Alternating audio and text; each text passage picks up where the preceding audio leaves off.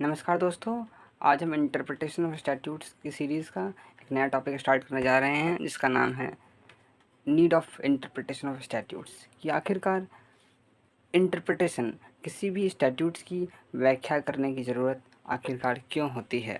So first of all इसका हम introduction part देखते हैं कि जो एडवोकेट्स होते हैं और जो जज होते हैं, उनकी लाइफ जो है वो इंटरप्रिटेशन से ही स्टार्ट होती है और एंड भी हो जाती है लॉ को इंटरप्रेट करते करते। इसीलिए जो इसका अंडरस्टैंडिंग है वो बहुत ही ज़्यादा इम्पोर्टेंट हो जाता है।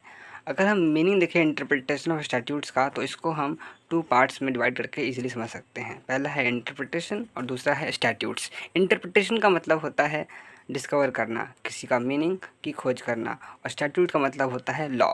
सो इसका मतलब होता है डिस्कवर करना मीनिंग ऑफ लॉ। ये है इंटरप्रिटेशन ऑफ स्टैट्यूट का मीनिंग। अब क्वेश्चन एक रेज़ होता है कि इसमें जुडिशरी का रोल कहाँ पर आता है इंटरप्रेट करने में। आपको पता होगा कि गवर्नमेंट के 3 ऑर्गन्स होते हैं, legislature, executive and judiciary. Legislature का रोल होता है कि वो लॉ मेकिंग बॉडी है तो वो लॉ बनाएगी। एग्जीक्यूटिव का रोल है कि वो रिस्पॉन्सिबल है कि वो लॉ को इम्प्लीमेंट करेगी जो लेजिस्लेचर द्वारा फ्रेम किया गया है। और जो जुडिशरी है उसका रोल है कि वो डिस्प्यूट को सेटल करेगी, लोगों को जस्टिस प्रोवाइड करवाएगी एंड और ये सब हेल्प लेगी किसमें, ये सब का काम करने में वो लेजिस्लेचर ने जो लॉ पास किया है उसकी हेल्प लेगी। और यहीं पर जब वो डिस्प्यूट्स को सेटल कर रहा होता है जुडिशरी, या लोगों को जस्टिस प्रोवाइड कर रहा होता है, तो यहाँ पर उसे इंटरप्रिटेशन और कंस्ट्रक्शन की ज़रूरत पड़ती है। अब आखिरकार ये क्वेश्चन आता है कि इंटरप्रिटेशन की ज़रूरत होती ही क्यों है, मतलब ऐसा क्या होता है स्टैट्यूट में कि इंटरप्रिटेशन की ज़रूरत पड़ती है जुडिशरी को। इसके कई कारण हैं, इसमें से कुछ हैं जैसे कि एम्बिग्यूटी। एम्बिग्यूटी मतलब कि मान लीजिए कि जो वर्ड है वो एम्बिगियस है, वो क्लियर नहीं है। वेग वेग मतलब उसमें भी अस्पष्टता है, मतलब वो भी क्लियर नहीं है। ड्राफ्टिंग एरर है, या मान लीजिए कोई लेजिस्लेशन ने जब लॉ फ्रेम हो रहा था, बनाया जा रहा था, तो लेजिस्लेचर ने उसमें कुछ स्पेसिफिक पॉइंट को कवर नहीं किया, या समय के साथ कोई नया डेवलपमेंट हो गया है स्टैट्यूट में, या अगर देखा जाए तो कोई वर्ड में प्रिंटिंग एरर है, then also there is a need for the interpretation of statutes. अब हम देखते हैं स्पेसिफिकली कि अगर जो जुडिशरी है उसका सोल फंक्शन है कि वही जो है इंटरप्रेट करती है। वैसे इंटरप्रेट तो एडवोकेट्स भी करते हैं, बट जो जुडिशरी है वो एक हाईएस्ट इंस्टीट्यूशन है for the interpretation of the statute. और मेन रीज़न है जिसके लिए जुडिशरी जो स्टैट्यूट को इंटरप्रेट करती है, उसका कारण है first because of ambiguity and second because of vagueness. अब एम्बिग्यूटी का मतलब होता है कि जब किसी वर्ड को के एक से कई ज़्यादा मीनिंग होते हैं, means when the words can be interpreted in more than one way and has more than one diverse meaning. For example जैसे कि बैंक एक जो होता है river bank, and the second bank is like the bank in which we deposit money, and the second word is bill. One bill is electricity bill and second bill is the bill which is introduced in the parliament. So ये word क्या है, ambiguous है. So it is the responsibility of the judiciary कि वो इसको properly interpret करे as per the circumstances of the case.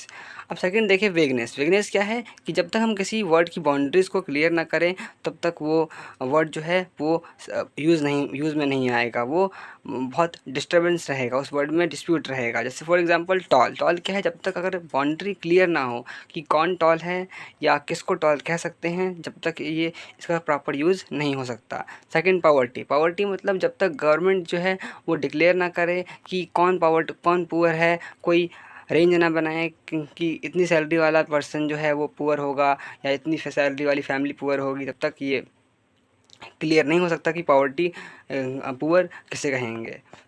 अब हम इससे रिलेटेड कुछ केस देख लेते हैं, some case related to the need of interpretation. और जो केस जो है बहुत ही इंपॉर्टेंट केस है, उसी को हम डिस्कस करेंगे। पहला केस है London and north eastern railway versus Berryman 1946। ये केस जो है, इस केस में होता एक्चुअली ये है, इसका जो फैक्ट्स जो बहुत ही ब्रीफ में ये केस को समझाया जा रहा है। इस केस का जो फैक्ट है वो है कि मिस्टर बैरीमैन जो होता है वो मेंटेनेंस वर्कर होता है, और वो ट्रैक को ऑयल कर रहा होता है एंड वो उसको ट्रेन हिट करती है एंड वो डाइट कर जाता है ऑन द स्पॉट। और जो उसकी वाइफ होती है वो क्लेम करती है मेंटेनेंस, क्योंकि उसके जो हस्बैंड है उनको ट्रेन की रिपेयरिंग करते वक्त तो उनकी डेथ हो जाती है, उसकी ट्रेन को ऑयलिंग करते हुए, नॉट रिपेयरिंग, ऑयलिंग करते हुए।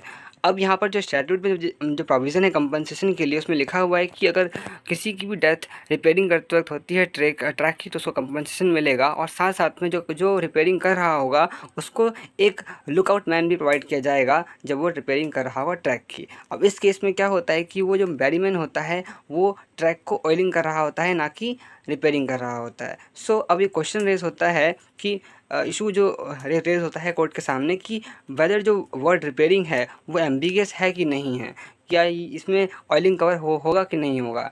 तो जो जजमेंट होता है वो कोर्ट का जो जजमेंट आता है उसमें ये कोर्ट डिक्लेयर करती है कि नहीं, कंपनसेशन नहीं मिलेगा। उसका जो ऑर्डर आता है कि कंपनसेशन नहीं मिलेगा क्योंकि जो ऑयलिंग है वो कवर नहीं होता है under the category of relaying and repairing. C repairing और जो ऑयलिंग होता है वो डिफरेंट, उसमें बहुत अंतर होता है। लाइक जैसे कि मेंटेनेंस और रिपेयरिंग में, maintenance is simply like, oiling is simply like something maintenance, उसको मेंटेन करना। लाइक जैसे कि फॉर एग्जांपल अगर आप वॉच को मेंटेन कर रहे हैं, कार को मेंटेन कर रहे हैं, क्लीन कर रहे हैं। बट रिपेयरिंग इज़ व्हेन जब कोई चीज़ ख़राब हो चुकी है, उसको हम शॉप में या गैराज में लेके जा रहे हैं for the purpose of repairing, उसको हम रिपेयरिंग कहते हैं।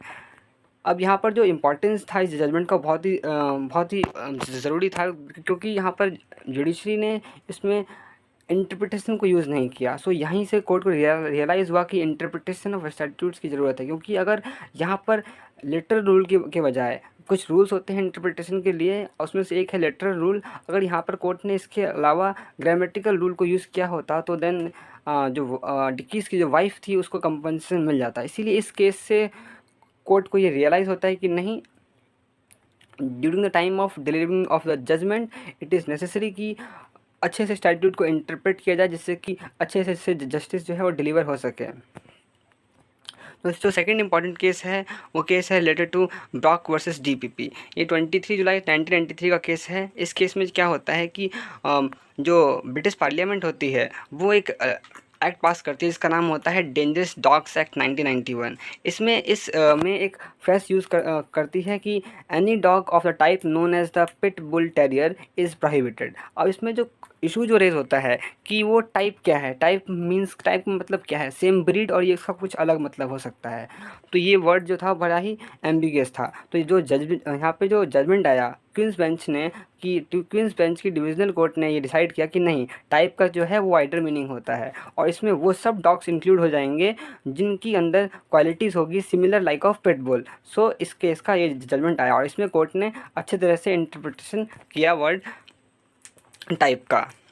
अब कंक्लूजन में देखें हम तो जो मेन ऑब्जेक्ट है इंटरप्रिटेशन का वो डिस्कवर करना है इंटेंशन ऑफ द लेजिस्लेचर और रिमूव करना वो सभी अनसर्टेनिटी जिससे कि